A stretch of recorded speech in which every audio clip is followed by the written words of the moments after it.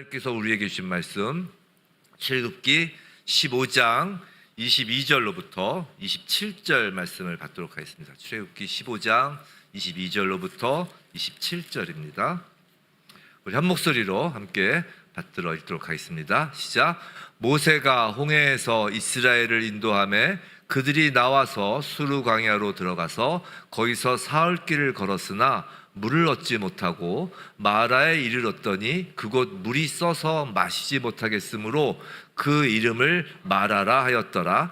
백성이 모세에게 원망하여 이르되 우리가 무엇을 마실까 하매 모세가 여호와께 부르짖었더니 여호와께서 그에게 한 나무를 가리키시니 그가 물에 던지니 물이 달게 되었더라.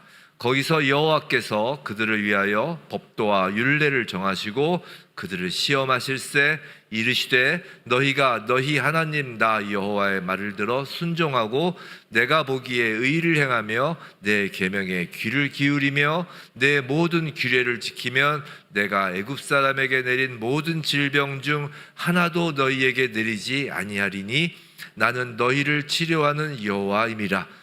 그들이 엘림에 이르니 거기에 물샘 12과 종려나무 70그루가 있는지라. 거기서 그들이 그 물 곁에 장막을 치니라.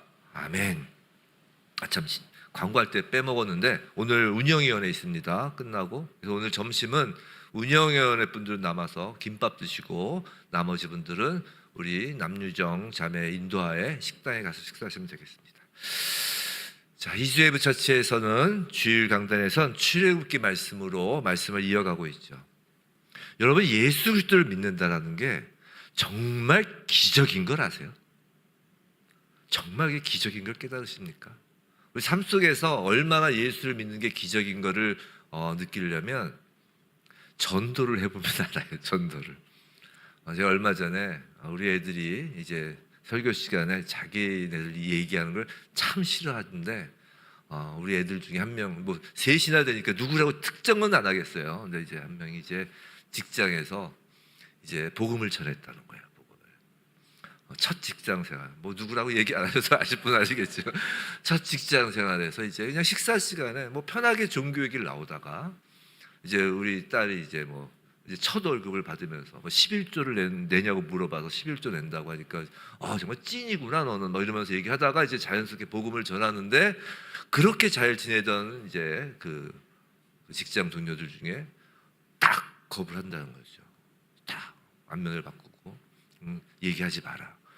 이제 그러면서 이제 충격을 먹은 거죠. 복음을 전한 제 딸이 충격을 먹은 거죠. 이제 제가 평소에 뭐라고 그랬죠? 복음이 땅 떨어지면 세상은 둘로 쫙 갈라진다. 어제까지도 하하호 하다가 딱 그 이야기만 나오면 세상은 갈라진다.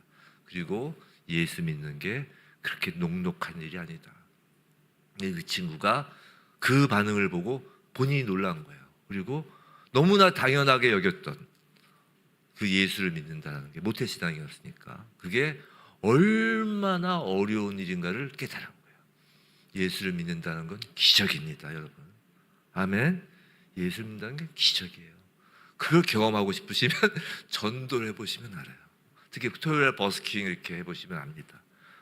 그 지나가는 그 많은 사람들 슬기슬기 보고선 교회라는 걸 알면 살아나가잖아요.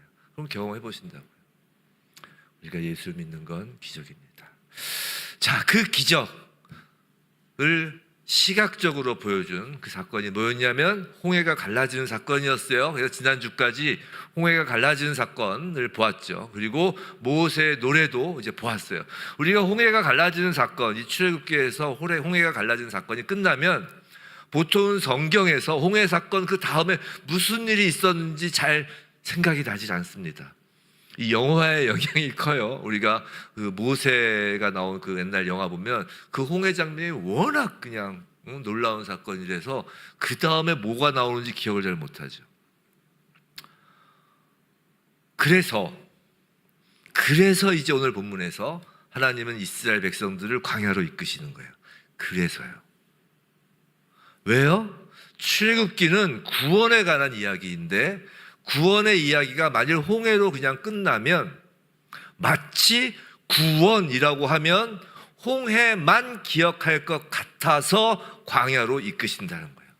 성도 여러분, 눈앞에 펼쳐진 놀라운 기적이 구원이라고 우리가 오해할 수 있기 때문에 홍해 사건 이후에 광야로 하나님이 인도하시는 거예요. 구원은요, 양의 피를 바르는 것에서 끝이 아니었기 때문에 홍해를 건넌 거예요. 우리는 지금 출애굽기를 통해서 구원에 대하여 매우 깊이 들어가는 것이에요. 우리가 그 믿는 예수 그리스도, 우리가 보는 예수 그리스도의 그 십자가의 그 구원의 의미가 무엇인지를 깊이 들어가는 것이에요. 그것은 어린 양의 피를 문설주와 양 문설주와 임방에 바르는 것으로 끝이 아니기 때문에 홍해를 건넜잖아요.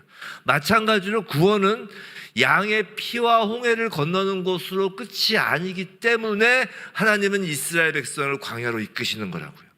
예수 그리스도의 십자가로 이루신 구원의 여정은 계속되는 것이에요.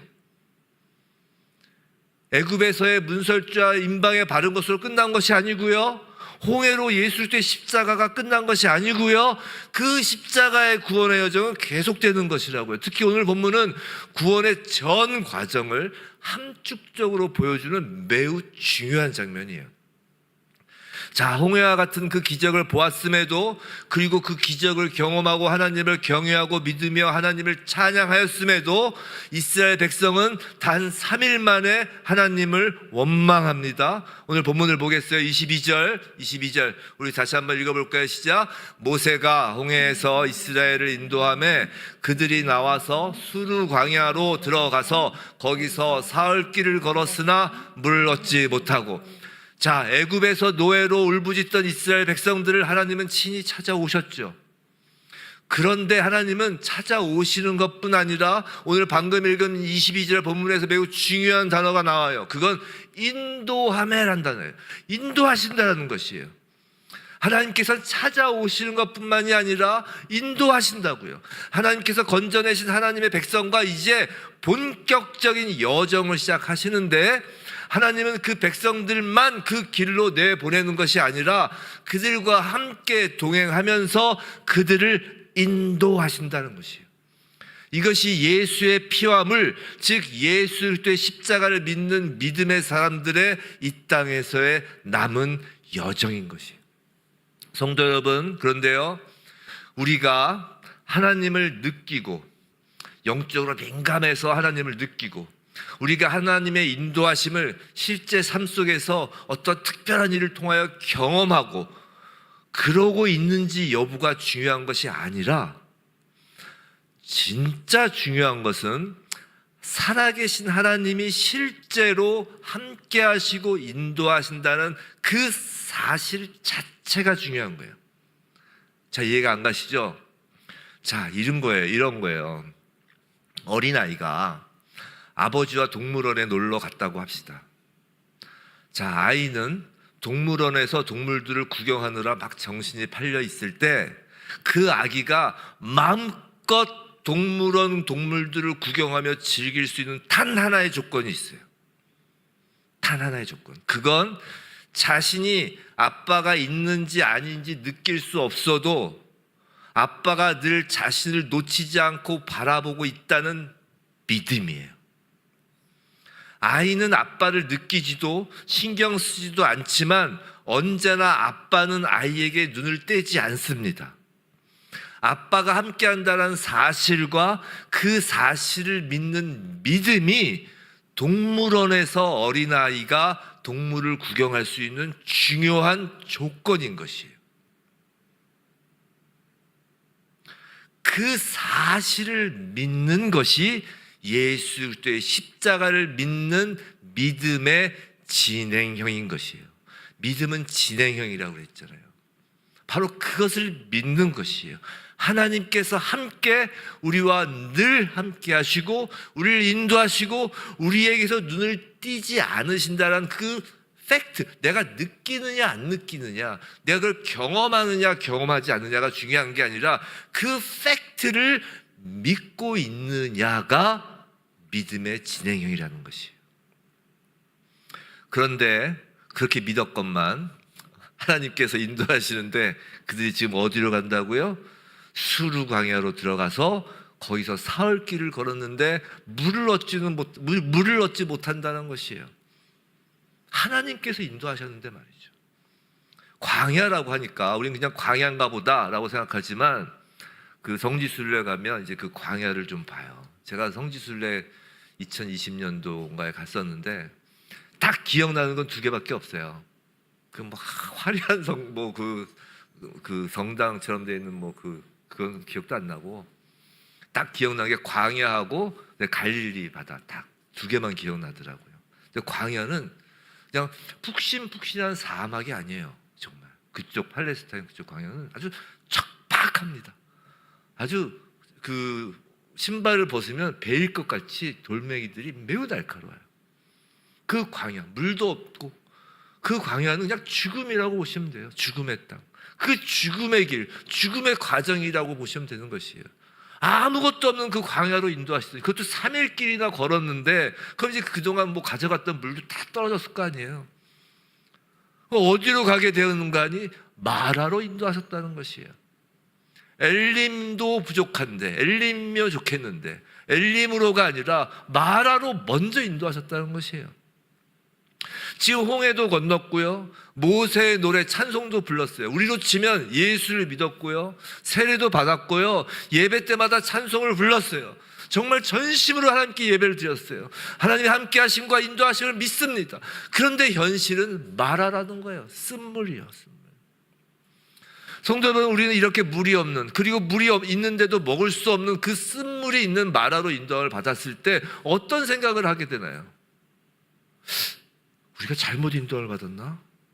이 길이 아닌가 배? 아니면 하나님이 실수하셨나? 이런 생각을 하게 된다는 것이에요. 하나님의 인도하심에 대하여 의문을 가지게 된다는 것이죠.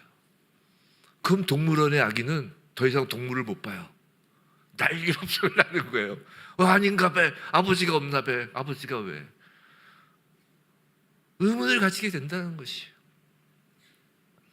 그렇다면 이제 오늘 본문에서 하나님 백성의 여정이 시작되고 하나님의 인도하심이 시작되는 이 본문 장면 속에서 어떻게 보면 이 여정의 첫 장면이라고 할 수 있는 이 장면에서 하나님은 우리를 어떤 목적을 가지고서 인도하시는지, 왜 이렇게 인도하시는지, 그 하나님의 인도하심에 대한 중요한 특징들을 살펴보아야 하는 것이에요. 그래서 말씀을 주시는 거예요. 우리의 삶 현실 속에서 너희가 마라와 같은 쓴물과 같은 현실을 만나도 내가 함께하고 있다. 근데 내가 왜 글로 인도했는지를 알아야지라고 말씀을 주시는 거라고요. 이건 예수를 믿어 하나님의 백성이 된 우리 성도가 이 땅에서 살아가는 데 있어서 하나님의 함께하심과 하나님의 인도하심의 그 목적을 아는 매우 밀접한 주제이기도 하는 거예요. 자, 첫 번째 그 목적입니다. 하나님께서 인도하시는 목적, 바로 하나님께서는 우리를 고치기 위해서 인도하신다는 것이에요. 23절이죠. 23절, 마라에 이르렀더니 그곳 물이 써서 마시지 못하겠으므로 그 이름을 마라라 하였더라. 자, 마라 뜻이 뭐라고요? 써서 마시지 못했다. 쓴물이에요. 마라가 말 그대로 쓴물, 마시지 못하는 물이란 뜻이죠. 그런데 그들은 거기서 쓴물을 만났어요. 근데 쓴물만 만난 것이 아니고 정말 그들이 만난 건 뭐냐면 24절도 함께 읽어볼게요. 24절, 백성이 모세에게 원망하여 이르되 우리가 무엇을 마실까 하며, 또 한편 그들은 거기서 무엇을 만납니까? 자, 하나님이 주셨던 그 큰 은혜를, 그 어린 양의 피의 은혜와 그리고 홍해를 건너는 그 큰 은혜를 단 3일 만에 쏟아버리고 하나님을 찬양했던, 그리고 모세와 여호와를 믿겠다고 그렇게 믿습니다고 말했던 그들이 그 믿음을 다 쏟아내고 지금 모세를 원망한다는 건 하나님을 원망한다는 거거든요. 하나님을 원망하고 모세를 향해서 이를 득득 갈고 있는 바로 부패한 자기 자신을 만나게 된다는 거예요. 그들은 마라의 쓴물을 만나는 것, 그것이 중요한 것이 아니라 부패한 자기 자신을 거기서 직면하게 된 거라고요. 성도 여러분, 하나님은 정확하게 이스라엘 백성을 파악하고 계셨어요.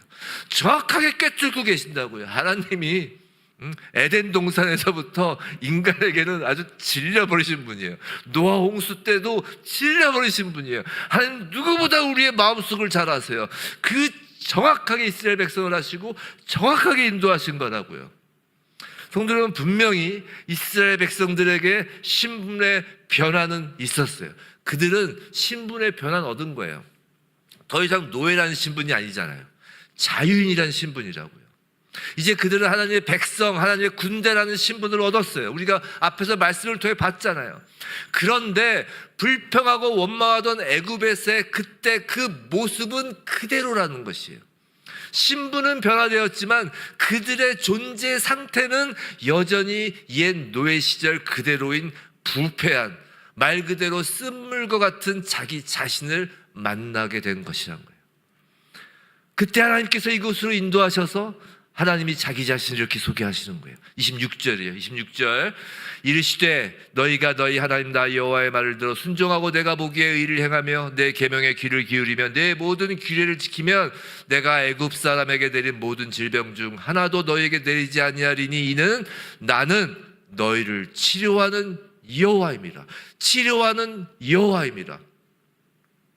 그 쓴물과 같은 나 자신을 만난 우리에게 하나님께서 나타나셔서 자기 자신을 뭐라고 소개한다고요? 치료하는 여호와라. 여호와 라파라는 단어가 여기서 나오는 것이에요.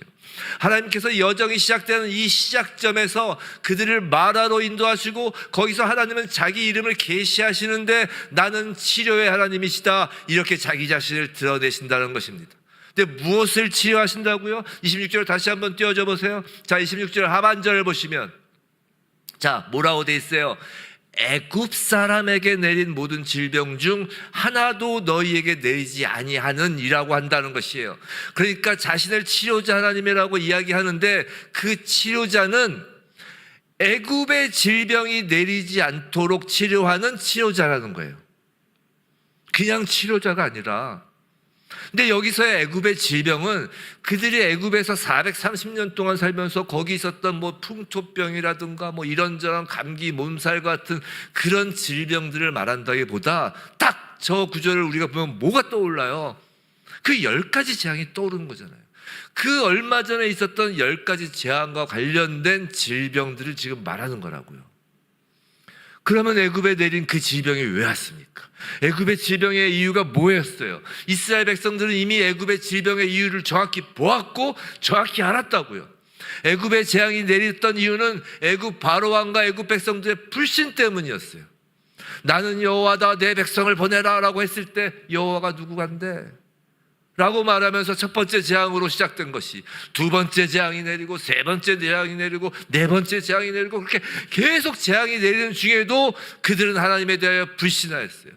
계속해서 하나님에 대하여 불신과 완고함으로 반응했기 때문에 어떻게 됐다고요? 애굽의 질병이 계속해서 내려졌던 것이라고요.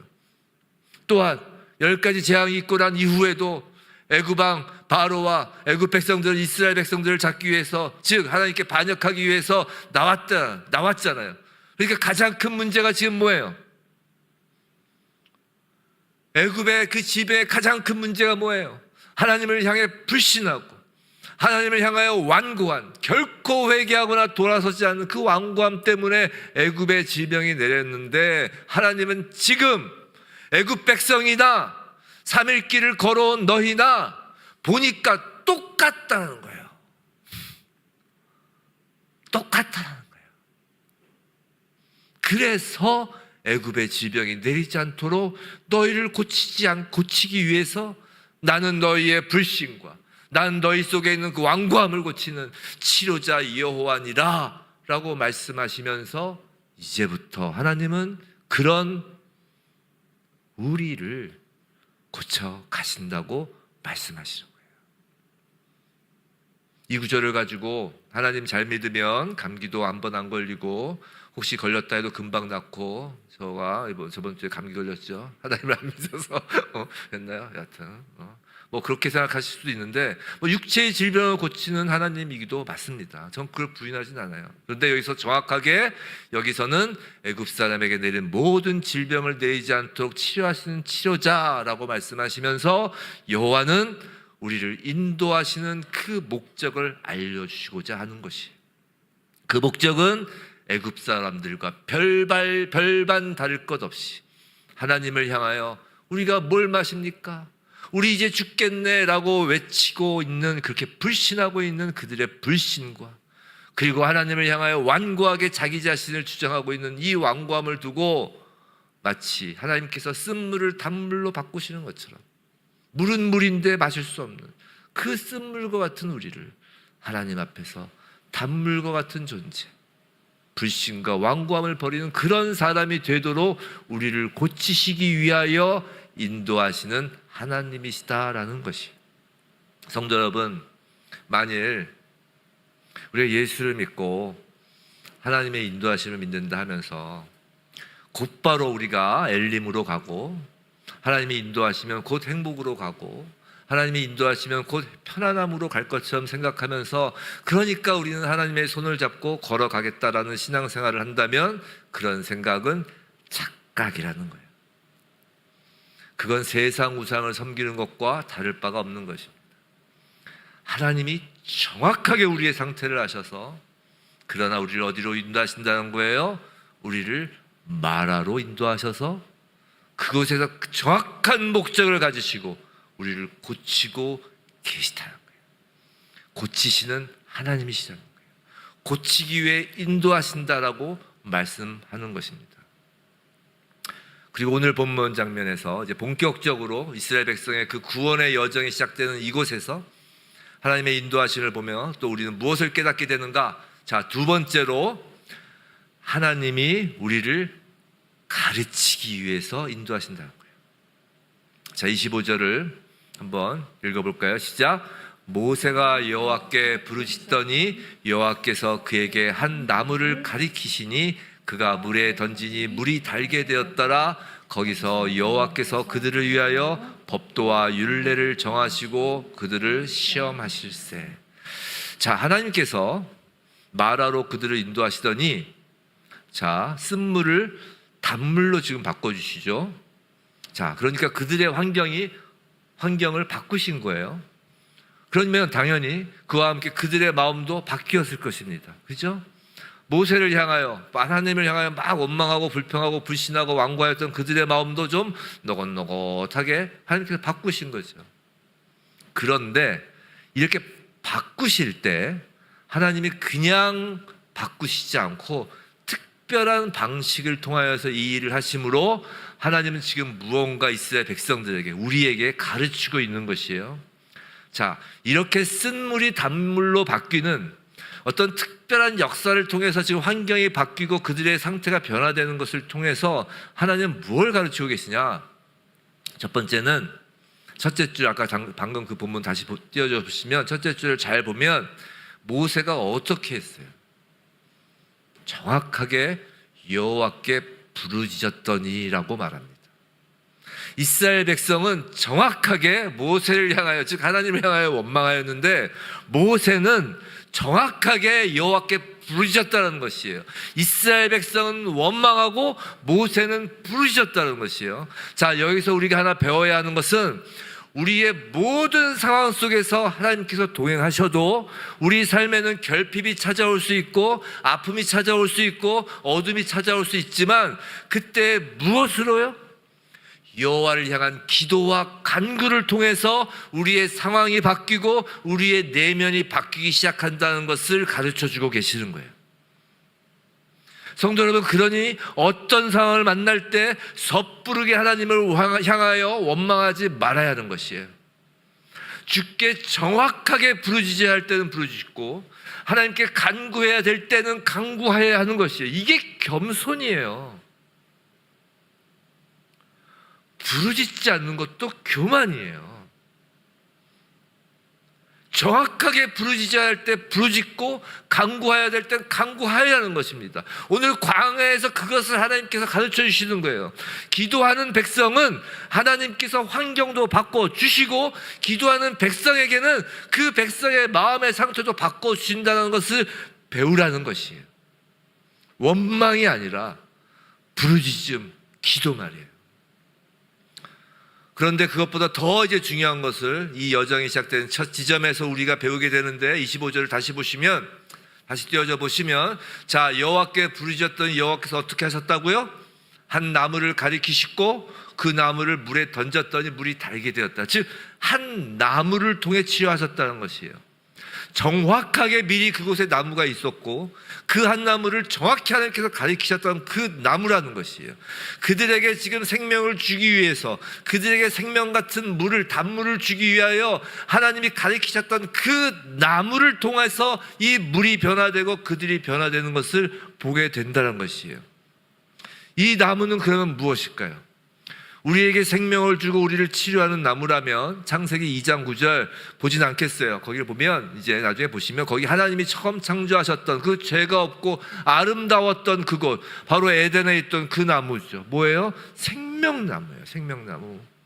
하나님이 처음 창조하셨던 아름다운 그 에덴 낙원의 동산 가운데 있었던 생명나무예요. 그 생명나무는 또 어디에 나오죠?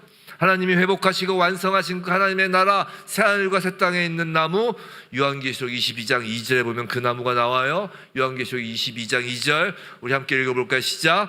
길 가운데로 흐르더라 강 좌우에 생명나무가 있어 12가지 열매를 맺되 달마다 그 열매를 맺고 그 나무 잎사귀들은 만국을 뭐예요? 치료하기 위하여 있더라.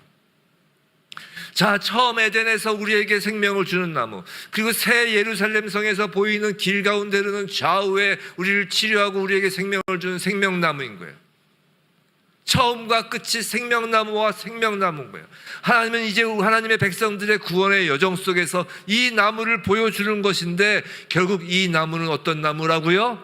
요한복음 19장 우리 함께 읽겠습니다. 시작. 그들이 예수를 맡음에 예수께서 자기의 십자가를 지시고 해골, 히브리 말로 골고다라 하는 곳에 나가시니 그들이 거기서 예수를 십자가에 못 박을새 다른 두 사람도 그와 함께 좌우편에 못 박으니 예수는 가운데 있더라.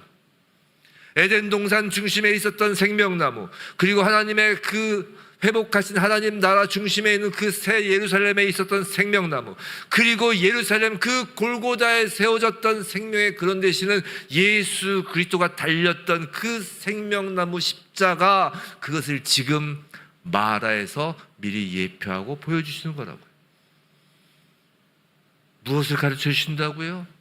하나님의 백성들은 이 나무를 통해, 이 십자가를 통하여 회복된다는 것이에요. 하나님 백성들의 간구가, 그들의 기도가, 우리에게 치료되는 그 원인과 근거가 모두 십자가라는 것이에요. 십자가 그 나무로 인하여 우리가 회복된다는 것을 가르쳐 주기 위해서 하나님의 백성들, 그들의 구원의 여정을 시작하는 거예요.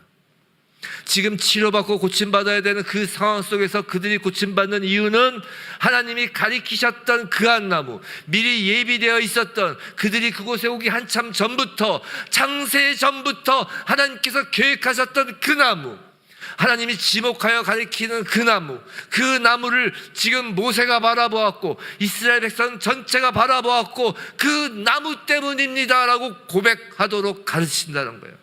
그 나무를 생명나무로 붙들게 하기 위하여, 그것을 우리에게 가르쳐 주시기 위하여 하나님은 우리를 이 땅에서 인도하시는 거예요.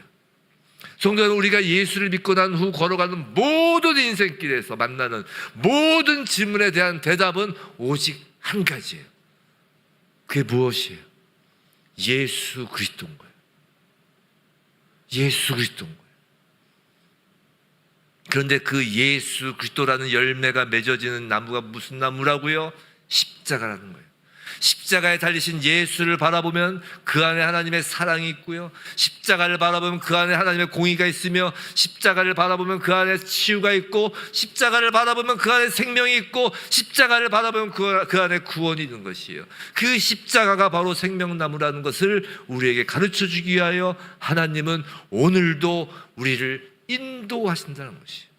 그러므로 하나님은 우리가 가는 곳곳마다 함께 하시며 십자가가 너희를 고친다, 십자가가 너희를 구원했고 십자가가 너희를 고친다, 그러므로 너희는 언제나 고통받고 어려울 때마다 십자가 그늘 아래 서서 그 생명나무로 너희는 고침을 받아야 한다는 것을 가르치기 위하여 우리를 인도하고 계시는 거예요. 성도 여러분, 기독교는요 절대로 자력 종교가 아니에요. 제가 금요 기도했다면 그런 말씀드렸죠. 이번 주 금요 기도할 때 기독교와 다른 종교의 차이는 기독교는 전적으로 타력 종교예요. 특별히 동양권 종교는 자력 종교죠. 돌을 닦아서 가부좌세하고 면벽하고 책을 많이 읽고 교양을 쌓고 막 선인들의 책을 읽어서 내 안에서 선함을 기르는 것이 이제 자력 종교죠. 근데 기독교는 그렇지 않아요. 기독교는 전적으로 그리스도의 십자가로만 우리가 고침받는다는 것을 명심해야 하는 것이죠.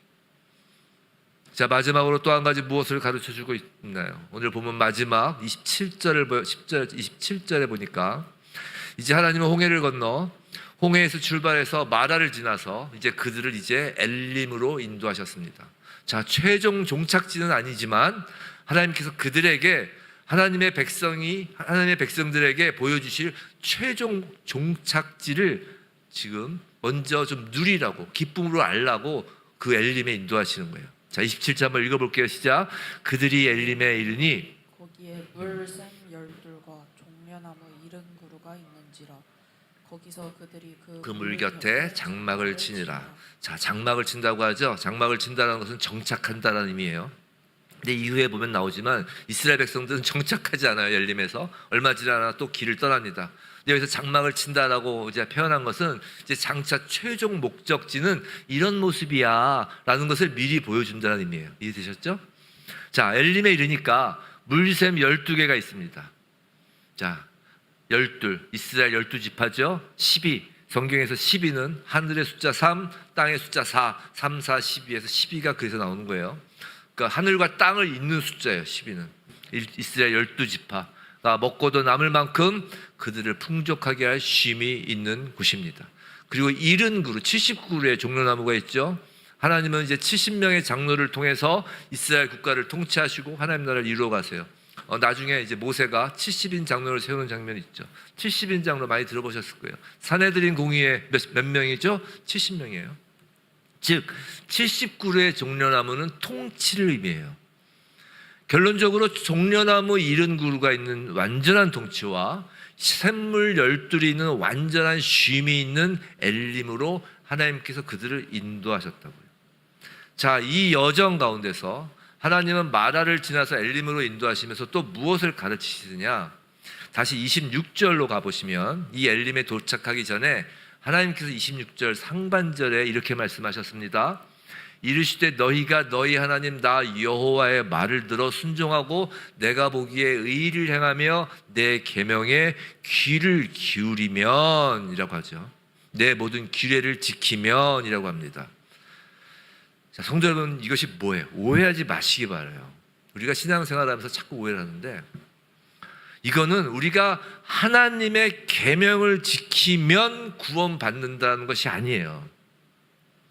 우리가 이제 구원받았기 때문에 하나님의 계명을 지키면 우리에게 엘림이 주어진다는 거라고요. 일단 우리는 어린 양 예수의 십자가의 피와 물을 건넜잖아요. 그렇죠? 그 건넌 자에게 계명을 지키면 이제 엘림도 이 땅에서 누리게 해주겠다는 것이에요. 그러니까 이것이 행위 구원이 아니라고요. 하나님이 우리를 광야로 인도하시면서 우리에게 뭘 가르쳐 주시냐면 하나님께 순종하고 하나님의 계명에 자기 자신을 드리고 하나님의 뜻대로 살아갈 때 우리 속에 엘림이 이루어지고, 즉 우리 안에 쉼이 오고 평안이 오고 하나님의 통치가 온전히 이루어진다는 것을 알려주시기 위하여 지금 하나님께서 우리를 인도하신다는 거예요. 성도 여러분, 그러므로 하나님이 우리를 인도하시는 목적은 정확합니다. 우리가 우왕좌왕하는 것이지 하나님은 늘 한결같으세요. 정확하세요. 길이 흐트러지시는 분이 아니에요. 우리만 우왕좌왕해요. 우리도 자녀들을 인도할 때 생각해 보세요. 우리도 자녀들을 그냥 허투루 인도하지 않잖아요. 그런 것처럼 우리를 사랑하시는 하나님께서 우리를 마라로 인도하시는 것도 정확한 하나님의 인도하심이라고요. 성도는 우리의 하루하루에 하나님이 함께 하신 것을 믿고 우리의 하루하루 하나님이 함께 하시는 것을 인도하신다면 그것은 매우 정확한 목적을 가지고 인도하시는 거라고요. 그 목적은 우리를 고치기 위하여 그곳에 인도하시는 것이고 우리에게 가르치기 위하여 그렇게 인도하신다는 것이에요. 자, 말씀을 정리할게요. 오늘 본문은 사실 세 곳의 지명이 등장하면서 구원의 큰 그림을 우리에게 보여주는 거예요. 우리가 구원의 시작부터 종착점까지를 다 오늘 말씀에서 담고 있다고 그랬잖아요. 구원받은 하나님 백성들의 본격적인 여정을 지금 시작하면서 구원의 시작점에서 종착점까지, 그러니까 구원의 전체의 큰 그림을 지금 보여주는 거예요. 자, 첫째, 홍해를 건너온 그 홍해의 해변가는 어디인가요? 이것을 쉽게 말해서 우리는 구원받은 자의 신분으로서 칭의라고 하는 것이에요. 칭의와 관련된 장소예요, 홍해가는. 자, 어린 양 피 사건과 홍해를 건넜기에 신분이 이제 이스라엘 백성이 하나님의 백성이 된 것처럼 우리는 예수 그리스도의 십자가의 그 피와 물로 인하여 의롭다 칭함을 받은 하나님의 자녀가 된 것이죠. 자, 그런데 또한 하나님 우리를 어디로 인도하신다고요? 둘째, 마라로 인도하십니다. 그곳에서 하나님 우리를 고치셔요. 우리를 치료하시고 또 우리를 가르치셔요. 가르치신 하나님이세요. 그럼 이 마라는 어떤 지명이에요? 이제 뭐 딱 자동으로 나오죠. 마라는 성화에 대한 지명인 거예요. 그럼 셋째, 엘림은요? 네, 맞아요. 우리 권사님 맞아요. 엘림 12샘물과 70그루의 종려나무, 그러니까 그것은 완전한 우리의 회복과 완전한 쉼, 완전한 안식과 완전한 통치, 그 하나님 나라의 영화와 관련된 지명이라는 거예요. 하나님께서 하나님의 백성들의 구원의 여정을 시작하시면서 칭의와 성화와 영화에 대하여 전체 그림을 지금 보여주시면서 우리는 결국은 영화롭게 될 것이지만 먼저 우리는 칭의를 받았고, 영화롭게 될 것이지만 지금 현재 하나님은 이제 우리를 어떻게 하신다는 거예요? 마라를 지나는, 즉 성화의 과정 가운데 부름을 받았다고 말씀하시는 거라고요. 할렐루야. 성도 여러분, 성화를 거치지 않고는 영화에 갈 수가 없잖아요. 하나님이 우리를 인도하시는 목적은 결국 신분의 거룩. 우리는 지금 신분은 거룩하고 여러분 하나님의 자녀잖아요. 그러니까 그런 이단들 그런 거에 속으면 안 돼요. 아, 우리 이제 하나님의 자녀고 신분이 거룩해 되었으니까 회개할 필요도 없고 그런 거짓말에 속으면 안 돼요. 신분의 거룩인데 상태가 아직 거룩하지 않다는 거예요. 그래서 하나님의 목적은 신분의 거룩이 그 상태의 거룩이 되도록 하기 위한 거라고요. 우리가 자녀를 낳고 그냥 키우지 않고 그냥 내팽개치나요? 그건 부모로서의 자격이 없잖아요. 자녀를 낳았으면 자녀를 이제 건강한 성인이 되도록 키우는 거잖아요. 마찬가지잖아요. 하나님은 우리를 예수 그리스도의 물과 예수 그리스도의 피로 우리를 거듭나게 하셔서 갓난아기로 세상에 놓으시고 거기서부터 하나님께서 함께 하시고 인도하시며 키워가시는 거예요. 어떻게 해요? 거룩한 모습으로, 거룩한 상태로. 애굽에서 빠져나와 홍해를 건너는 그 거룩으로 우리의 거룩이 끝나는 것이 아니라 광야에서의 거룩이 남은 것입니다. 사랑하는 성도 여러분, 이 땅에서 하나님은 우리의 행복과 우리의 평안함을 위해서 인도하시기보다는 우리의 거룩을 위하여 인도하고 일하시는 분이심을 명심하시기 바랍니다. 우리가 그 목적과 다른 목적을 갖고 있기 때문에, 하나님의 그 일관된 목적과 다른 목적으로 우리가 흔들리기 때문에 우리가 힘든 거예요. 성도 여러분, 하나님은 매우 집요하시고요, 우리에겐 좀 불행한 일이었지만 전능하세요. 우리가 아무리 빠져나가려고 하고 아무리 흔들려고 해도 집요하게 추적하시고 전능하신 손으로 하나님께서 정하신 그 인도의 길로 끌고 오시는 분이라고요. 그게 성령의 견인이잖아요. 끌고 오신다고요. 성도 여러분, 우리의 이 여정은 홍해에서부터 시작합니다. 마라를 지나 엘림, 칭의에서 성화에 거쳐 영화롭게 될 것이에요. 하나님의 이 정확한 인도하심을 믿고 우리가 따라가면서 이렇게 인도하시는 하나님의 손에 의하여 거룩하게 변화돼서 마지막 날 영화롭게 되어서 어떻게 한다고요? 주 앞에 서는데 어떻게 우리가 설까요? 우리가 하나님의 자녀로서 설까요? 그 정도 그냥 그 존재만으로 쓰는 걸까요? 아니, 상태가 변하는 거예요. 영화로움이 뭐예요? 영화로움이 주와 같은 모습으로 변하는 게 영화로움이에요. 우리가 주와 같은 모습을 보면 서로 도플갱어를 보는 거예요. 상상해 가세요. 벌레만도 못한 나를 주님의 모습으로 만들겠다고, 그 주와 같은 모습으로 주 앞에 서는 것을 우리는 소망하며 할렐루야 부르며 걸어가는 것입니다. 이를 위하여 우리에게 필요한 것이 뭔가요? 예전에 요한복음 강의를 하면서 마라에 관한 설교를 한 적이 있어요. 기억나세요? 요한복음 강의하면서 요한복음 19장 25절인데 한번 띄워줘 보세요. 예수의 십자가 곁에는 그 어머니와 이모와 글로바의 아내 마리아와 막달라 마리아가 섰는지라. 자, 여기 예수의 곁에 여자 4명이 나오는데 그 중에 마리아라는 이름만 기록하고 있다고 그랬어요. 기억 좀 나세요? 요한복음 강의할 때 기억 안 나셔야 돼요. 그래야 할 말이 자꾸 생기지. 주일 설교 너무 오래 기억하면 이제 목사가 힘듭니다. 자, 그런데 그래서 마리아라는 이름만 지금 기록되어 있어요. 자, 마리아라는 헬라식의 이름이 히브리어로 마라에서 비롯된 거라고 했어요. 그래서 기억나실 거예요. 메리, 영어로 메리. 자, 록기의 나오미 이야기도 한 적이 있어요. 나오미가 자신의 그 비루한 처지를 두고 자신을 나오미라 부르지 마라. 나오미는 기쁨이라는 뜻이거든요. 날 마라라 불러라 이렇게 한 적이 있었다고요. 그 얘기도 들은 적이 있어요. 자, 마리아, 마라, 쓴물과 같은 인생들을 가리키는 이름이에요. 요한복음에서 예수 그리스도의 십자가 옆에 있는 여인들의 이름을 마리아만 기록한 것은 다 이유가 있는 것이라고요. 하나님을 거역하고 불순종하여 갈증을 해결할 수 없는 그 쓴물과 같은 인생들, 그 가운데 아무리 발버둥 쳐도 갈증을 해소할 수 없는 그 지옥과 같은 그곳에 사는 마리아들 한가운데 십자가가 세워진다는 것이에요. 저 로마의 궁궐에서 그 흥청거리면서 거기서 술 마시고 노는 그곳에 십자가가 세워지는 것이 아니라 그 쓴물 같은 마라의 인생들 그 한가운데 십자가가 세워졌다는 것이에요. 성도 여러분, 지상의 교회는요, 마라의 쓴물과 같은 인생들 가운데 세워진 한 나무인 예수 그리스도의 십자가를 바라보는 것입니다.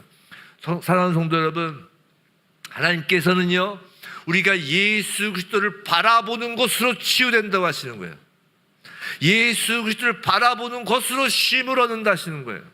예수 그리스도를 바라봄으로 세상 권세 속에서도 예수 그리스도의 통치에 속하도록 우리를 마라로 인도하신다는 것이에요.